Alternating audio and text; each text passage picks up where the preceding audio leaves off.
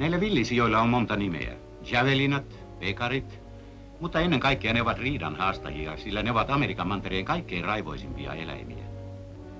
Ne kuljeksivat ryhmissä, varsinkin jos porsaat ovat mukana.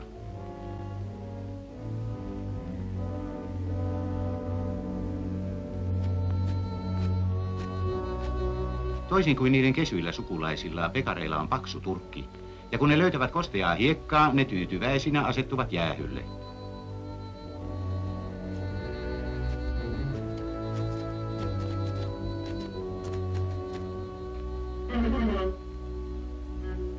Mutta nyt muuan toinen, yhtä pahamainen ja kiivas tappelija osuu niiden tielle.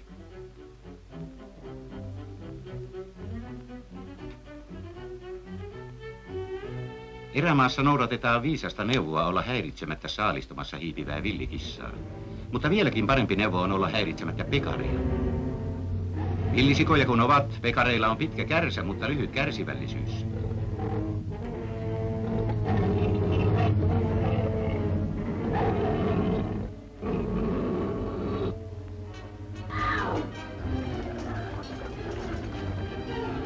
Kissan vaistomainen pelastuskeino on kiivetä puuhun, mutta puuta ei ole. No niin, ei ole aikaa miettimiseen. Nyt on tulenpalava kiire.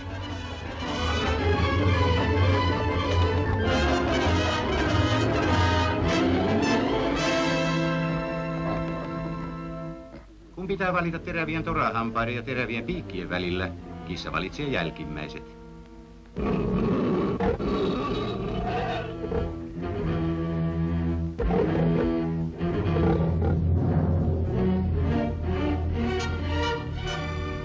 Maailmassa on mukavampiakin paikkoja, mutta tämä ainakin on turvallinen.